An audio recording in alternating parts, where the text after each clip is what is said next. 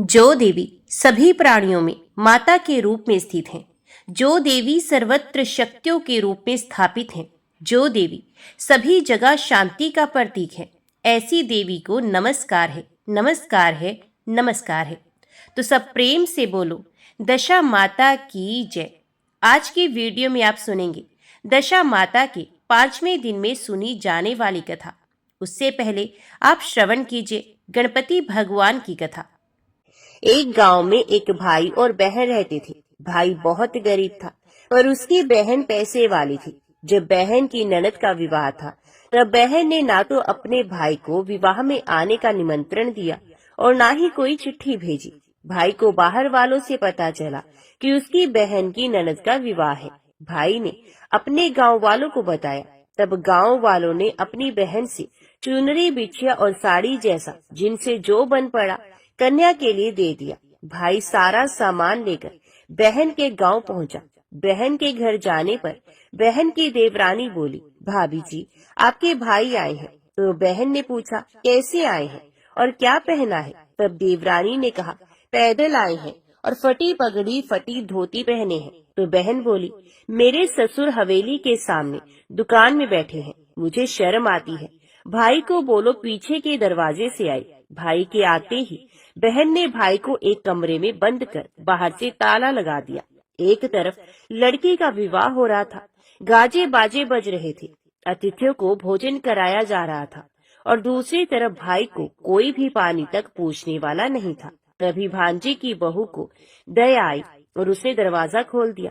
दरवाजा खुलते ही भाई वहां से भागा। 2 दिन के भूखे प्यासे रहने के कारण उसे चक्कर आने लगे थे। रास्ते में एक गणेश जी का मंदिर था, वहां जाकर वे गिर पड़ा और रोते रोते गणेश भगवान को अपनी व्यथा सुनाई और बोला, हे गणेश जी महाराज, आज मेरी गरीबी के कारण मेरी सगी बहन ने मुझे धिक्कार दिया है। घर जाने पर मेरी पत्नी, मेरे बच्चे जब पूछेंगे कि विवाह से क्या मिला, क्या लेकर आए हो, तो मैं क्या जवाब दूंगा? तब गणेश जी को उस पर दया आ गई और गणेश जी भगवान बोले, मेरे बगीचे से ककड़ी और तरबूज तोड़कर ले जा। तब भाई ने ककड़ी तोड़कर झोला भर लिया और अपने घर ले गया।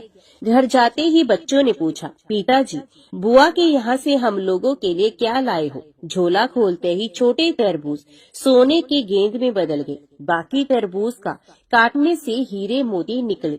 पत्नी बोली, अब बहन के घर से इतना कुछ क्यों लाए हो? आपकी बहन ने हम लोगों को बहुत ज्यादा दे दिया है। भाई ने कुछ भी जवाब नहीं दिया। गणेश भगवान की कृपा से उनके दिन बदल गए। भाई का काम धंधा जोरों से चलने लगा। धीरे धीरे गहने कपड़े, रहने के लिए मकान बन गया। पत्नी बोली, एक बार ननद जी को बुलाकर लाओ। तो भाई ने नए कपड़े, नए जूते पहनकर रथ में बैठकर बहन को लेने गया। देवरानी बोली, भाभी जी आपके भाई आए हैं। बहन ने पूछा, कैसे आए हैं और क्या पहना है? तब देवरानी बोली, रथ में बैठकर खूब ठाठ बाट से आए हैं। तो बहन बोली, मेरे भाई को बोलो कि हवेली के सामने से आए, मेरे ससुर देवर जेठ देखेंगे। भाई का बहन ने खूब स्वागत सत्कार किया। भाई बोला, बहन मैं तुम्हें लेने आया हूँ। तब बहन ने कहा, मुझे भी बहुत दिन हो गए, चलो मैं चलती हूँ। भाई बहन को लेकर अपने घर आया। भाई और उसकी पत्नी ने बहन का खूब आदर सत्कार किया। जो चीजें मांगी सब बनवा कर दिया। बहन बोली, भाई मुझे एक जूते चाहिए। तो भाई ने मोची को बुलाया और कहा, मेरी बहन के लिए ऐसी जूती बनाओ जो मुंह से बोले। भाई ने बहन को बहुत सारा धन देकर विदा किया, पर अभी तक वे जूती नहीं आई थी। बहन रवाना होने लगी, तभी मोची जूतियां लेकर आया।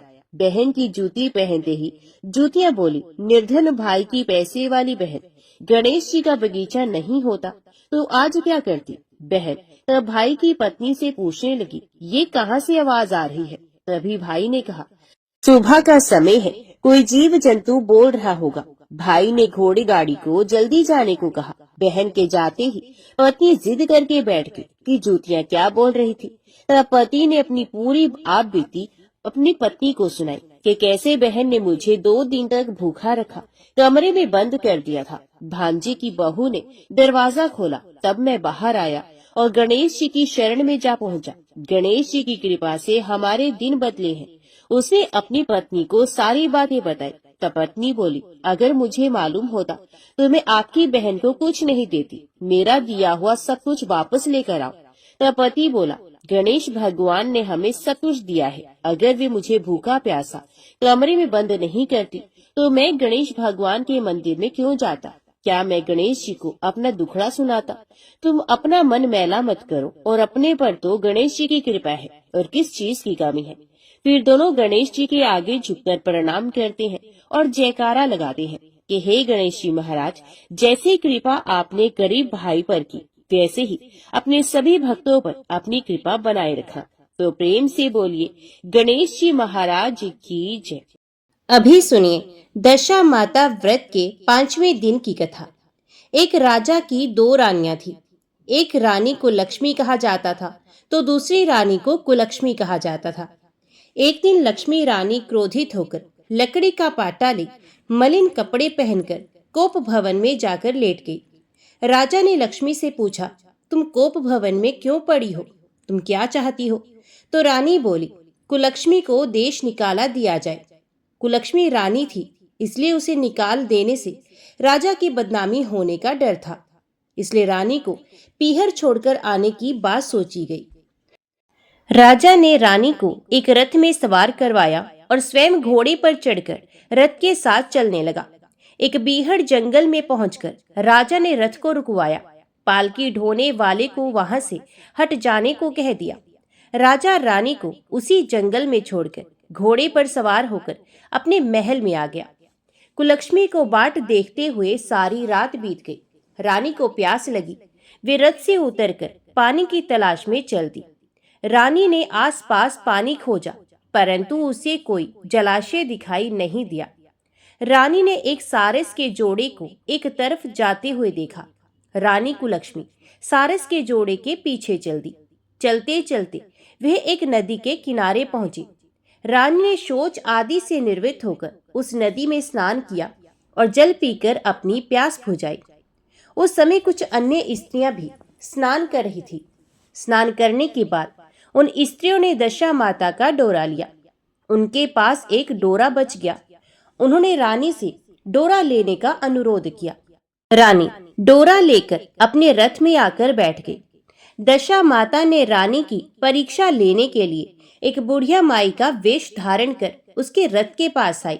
वे रानी से बोली कि हे बेटी, यहाँ पर बैठी क्या कर रही हो? रानी ने बुढ़िया माँ से कहा, पहले तुम बताओ, तुम कौन हो? बुढ़िया ने उत्तर दिया, मैं तुम्हारी मौसी हूँ। तब रानी उसके गले लगकर रोने लगी। उसने अपनी विपदा भरी सारी कहानी बुढ़िया को बता दी। अंत में रानी ने बुढ़िया से कहा, अब मुझे केवल तुम्हारा ही सहारा है, मेरी रक्षा करो। दशा माता की कृपा से उसी जगह माया का शहर बस गया। रानी के भाई और भाभी आदि सारा मायका वहां प्रकट हो गया। रानी ने अपने पीहर के साथ मिलकर 9 दिन दशा माता की कथा कहानियां सुनी। 10वें दिन डोरे की पूजा होनी थी। उस दिन सवेरे उठकर दशा माता ने रानी से कहा, नदी में स्नान कराओ, वहां तुमको स्वर्ण कलश मिलेगा, तुम उसे ले लेना और जो डोली तुम्हें लेने आए उसमें बैठ जाना। किसी से ये मत पूछना कि ये डोली किसकी है। रानी ने नदी में स्नान किया। वे स्नान करके बाहर निकल आई तो उसे 2 स्वर्ण के कलश नदी के किनारे रखे हुए मिले। उन्हीं के पास रेशमी वस्त्र रखे थे। उन वस्त्रों को रानी ने पहन लिया और वे चलने को तैयार हुई तो उसे डोली आती दिखाई दी। वे डोली में बैठ गई और अपने घर पहुंच गई। घर पहुंचकर उसने माया के परिवार की सब महिलाएं सहित दशा माता के डोरे की पूजा की, सुहागनों को भोजन कराया। इसके बाद उसने पारण किया। अब रानी अपने पीहर में आनंद पूर्वक सबके साथ मिलकर रहने लगी। इधर कुछ समय के बाद राजा को रानी कुलक्ष्मी का ध्यान आया। राजा ने विचार किया कि जिस दिन से मैं रानी को जंगल में छोड़कर आया हूँ, तब से उसका कोई समाचार नहीं मिला। चलकर देखना चाहिए कि रानी कुलक्ष्मी का क्या हाल है। मंत्रियों ने राजा को समझाया कि अब रानी से मिलना आपके लिए ठीक नहीं होगा, परंतु राजा ने मंत्रियों की बात पर कोई भी ध्यान नहीं दिया। बेघोड़े पर सवार होकर उसी स्थान पर पहुंचा जहां पर रानी को छोड़कर आया था। राजा को ये देखकर बड़ा आश्चर्य हुआ कि यहाँ तो सघन वन था। परंतु अब यहाँ रमणीक बस्ती बसी हुई है। राजा ने लोगों से पूछा, ये कौन सी नगरी है? लोगों ने उसे बताया, ये कुलक्ष्मी का नगर है। अब तो राजा के आश्चर्य का ठिकाना न रहा। वे बार बार सोच रहा था कि क्या ये नगर मेरी पटरानी कुलक्ष्मी द्वारा बसाया गया नगर है। राजा ने कुलक्ष्मी के महल के पास जाकर सूचना भिजवाई कि उनसे अमुक देश के राजा मिलना चाहते हैं। रानी ने राजा को पहचान कर मिलने से मना कर दिया, परंतु मौसी ने उसे समझाया कि हिंदुओं में तो पति ही परमेश्वर माना जाता है। तुम्हें यही उचित है कि तुम यथाशक्ति उसका आदर सत्कार करो। मौसी के कहने पर रानी कुलक्ष्मी ने राजा को महल में बुलवाया। दोपहर को राजा को भोजन पर बुलाया गया। राजा के साथ नाई भी था। रानी राजा और नाई को भोजन कराने लगी। पहली बार रानी ने नाई की पत्तल पर भोजन परोसा तो नाई ने रानी के पैर पर एक छींटा लगाया। रानी इस भेद को नहीं समझ सकी कि नाई ने उसके पैर पर रायते का छींटा क्यों मारा। रानी दूसरी बार पोशाक बदलकर फिर आई। राजा मन में सोचने लगा कि यहाँ तो बहुत सी रानियां हैं, सबकी शक्ल एक जैसी है, मैं अपनी रानी को कैसे पहचान सकूंगा। डेरे में आकर राजा ने नाई से कहा, यहाँ तो कई रानियां हैं, मैं अपनी रानी को कैसे पहचानूं। नाई बड़ा चतुर था। वे बोला, रानी तो एक ही है, परंतु वे पोशाक बदल बदल कर हमारे सामने आ रही हैं। राजा ने नाई से पूछा, तुझे कैसे पता कि रानी एक ही है? तो नाई ने कहा, मैंने उनके पैर पर रायते का छींटा मारा था। वे 3 बार कपड़े बदल कर हमारे सामने आई, परंतु वे छींटा उनके पैर पर तीनों बार लगा हुआ था। अगले दिन रानी ने राजा को अपने महल में बुलवाया। राजा को अपनी मेज पर बिठाकर खाने के लिए पान का बीड़ा दिया। पान खाकर राजा पलंग पर लेट गया और रानी उसके पैर दबाने लगी। राजा ने रानी से अपने किए के लिए क्षमा मांगी और रानी को अपनी राजधानी में चलने के लिए कहा। तो रानी ने कहा, आप मुझे किस मुंह से चलने को कह रहे हो? आप तो मुझे जंगल में अकेला छोड़कर चले गए थे। आप तो दूसरी रानी के कहने में आकर मेरा परित्याग कर चुके हैं। ये तो मेरी मौसी का किया हुआ है, उसी के कारण ये सब वैभव मुझे प्राप्त हुआ है, वरना आप तो मेरा सर्वनाश कर चुके थे। राजा ने रानी को बहुत समझाया। तब रानी बोली कि मैं केवल एक शर्त पर आपके साथ चल सकती हूँ। आप मेरी मौसी से वरदान मांगेंगे कि ये नगरी आपकी राजधानी के पास पहुंचा दे, जिससे जब मेरा मन चाहे आपके पास रहूं और जब जी चाहे तो मौसी के दिए महल में चली जाऊं। मेरी मौसी बड़ी दयालु है, संभव है कि वे हमारी बात को मान जाएं। राजा ने दशा माता मौसी से प्रार्थना की। मौसी ने राजा की बात मानकर दोनों शहरों को आस पास स्थापित कर दिया, मानो एक दूसरे के ही भाग हों। राजा ने दशा माता की कृपा का फल जानकर शहर में ढिंढोरा पिटवाया कि उसकी प्रजा दशा माता की पूजा किया करे। भगवती दशा माता ने जिस प्रकार कुलक्ष्मी पर दया करी, वैसे ही दया सब जनों पर करे। तो सब प्रेम से बोलो, दशा माता की जय, गणपति भगवान की जय। अभी सुनिए धर्मराज की कहानी। पौराणिक कथा के अनुसार एक गांव में एक बुढ़िया रहती थी। वे खूब व्रत पूजन करती थी। जब उसकी उम्र पूरी हो गई तो उसे एक दिन यमदूत उसे लेने आए और वे उनके साथ चले गए। रास्ते में चलते चलते एक गहरी नदी आई तो यमदूत ने उससे पूछा कि माई, तुमने गोदान किया है या नहीं? बुढ़िया ने तुरंत पूरी श्रद्धा से गाय का ध्यान किया तो गाय उसके समक्ष आ गई। फिर बुढ़िया उस गाय की पूंछ पकड़कर नदी आसानी से पार कर गई। कुछ देर के बाद उसके रास्ते में काले कुत्ते आ गए। तब यमदूत ने कहा कि कुत्तों को खाना दिया था या नहीं। बुढ़िया ने फिर कुत्तों का ध्यान किया तो वे रास्ते से चले गए। बुढ़िया फिर से आगे बढ़ने लगी। तब उसके रास्ते में कोए आ गए और उन्होंने उसके सर में चोंच मारनी शुरू कर दी। तो यमदूत बोले कि किसी ब्राह्मण की बेटी के सर में तेल लगाया था या नहीं। बुढ़िया ने फिर ब्राह्मण की बेटी का ध्यान किया तो कोई वापस चले गए। कुछ आगे बढ़ने पर बुढ़िया के पैर में कांटे चुभने शुरू हो गए। यमदूत बोले कि खड़ाऊ का दान किया था या नहीं। बुढ़िया ने उनका ध्यान किया तो खड़ाऊ उसके पैरों में आ गई। बुढ़िया फिर आगे बढ़ी तो फिर चित्रगुप्त जी महाराज यमराज से कहने लगे कि आप यहाँ किसे लेकर आए हैं। तब यमराज जी बोले, बुढ़िया ने दान पुण्य तो बहुत किए हैं, लेकिन उन्होंने अपने जीवन में धर्मराज जी के लिए कुछ नहीं किया, इसलिए आगे के द्वार इसके लिए बंद है। धर्मराज की सारी बात सुनने के बाद बुढ़िया बोली कि आप मुझे सिर्फ 7 दिन के लिए धरती पर वापस भेज दे। मैं पूरी श्रद्धा से धर्मराज जी का व्रत और उद्यापन करके वापस यहाँ लौट आऊंगी। यमराज ने उन्हें धरती पर वापस जाने की आज्ञा दी। बुढ़िया अपने गांव में आ गई और गांव वालों ने उसे भूतनी समझकर अपने घर के दरवाजे बंद कर दिए। वे जब अपने घर गई तो उसके बहू बेटे ने भी डर के मारे दरवाजे बंद कर दिए। बुढ़िया ने कहा कि मैं भूतनी नहीं हूँ, मैं तो धर्मराज जी की आज्ञा से सिर्फ 7 दिन के लिए धरती पर वापस आई हूँ। इन 7 दिनों में मैं धर्मराज जी का व्रत और उद्यापन करूंगी, जिससे मेरे लिए परलोक के रास्ते खुल जाएंगे। बुढ़िया की बातें सुनकर बहू बेटे उसके लिए पूजा की सामग्री ले आए, लेकिन जब बुढ़िया कहानी कहती है तब वे हुंकारा नहीं भरते, जिससे बुढ़िया बाद में अपनी पड़ोसन को कहानी सुनाती है और वे हुंकारा भरती है। इस तरह से 7 दिन धर्मराज की विधि विधान व्रत पूजा और उद्यापन करने के बाद धर्मराज जी बुढ़िया को लेने के लिए विमान भेजते हैं। स्वर्ग से आए विमान को देख उसके बहू बेटों के साथ सारे गांव वाले भी स्वर्ग जाने को तैयार हो गए। बुढ़िया ने कहा कि तुम कहाँ तैयार हो रहे हो? मेरी कहानी तो सिर्फ मेरी पड़ोसन ने सुनी है, इसलिए वही मेरे साथ जाएगी। तब सारे गांव वाले बुढ़िया से धर्मराज जी की कहानी सुनाने का आग्रह करने लगे। तब बुढ़िया कहने लगी और उन्हें कहानी सुनाने लगी। कहानी सुनने के बाद गांव के सभी लोग विमान में बैठकर स्वर्ग को जाते हैं। तो धर्मराज जी कहती हैं, मैंने तो विमान केवल बुढ़िया को लाने के लिए भेजा था।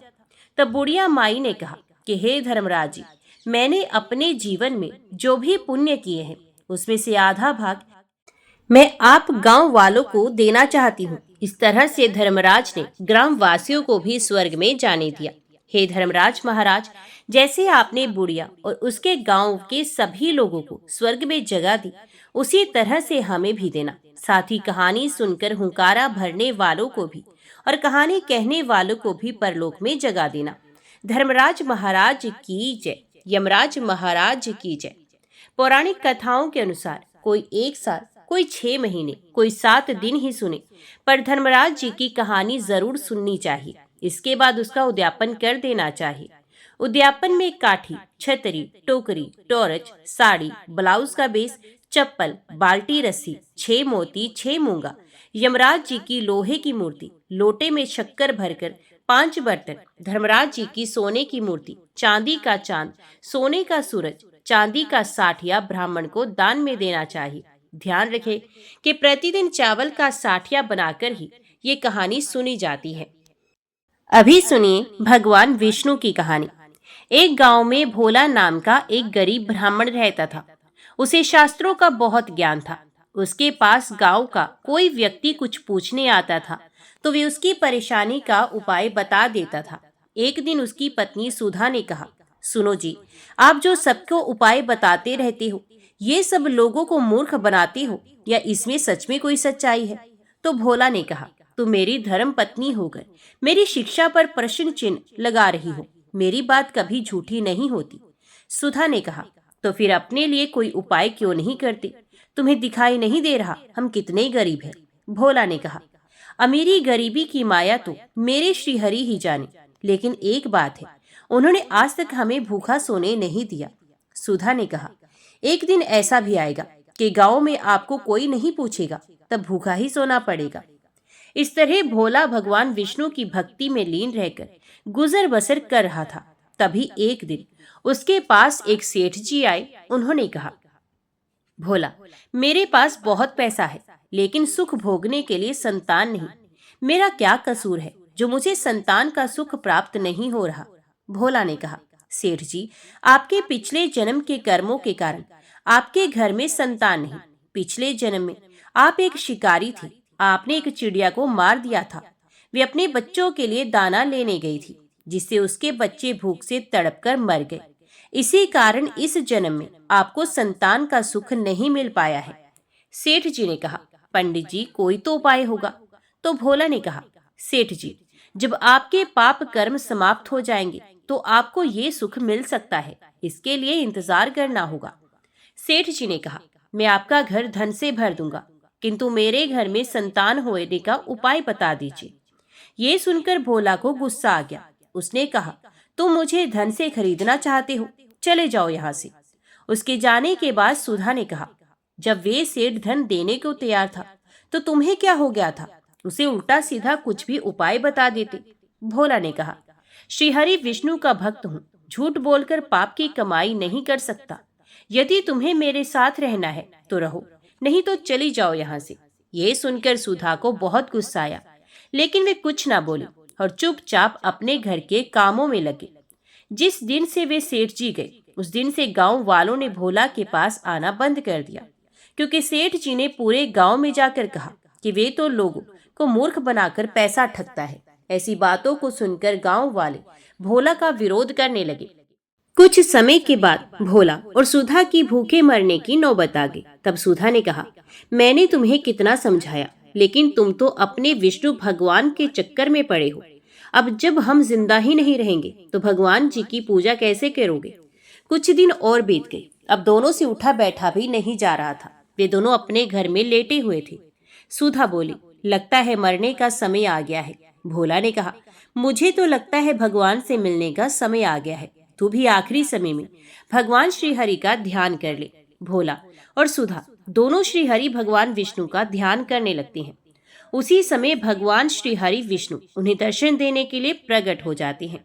भोला ने कहा, भगवान, अब तो हमारे अंदर इतनी भी हिम्मत नहीं कि आपके श्री चरणों में प्रणाम कर सकें। अब तो आप हमें अपनी शरण में ले लीजिए।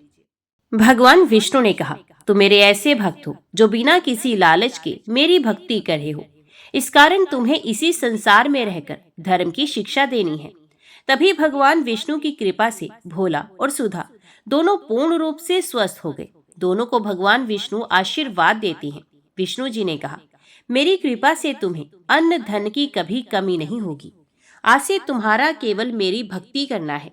ऐसा कहकर भगवान श्री हरि अंतर ध्यान हो गए। तो सब प्रेम से बोले, भगवान श्री विष्णु जी की जय। अब सुनिए लपसी और तपसी की कथा। एक समय की बात है।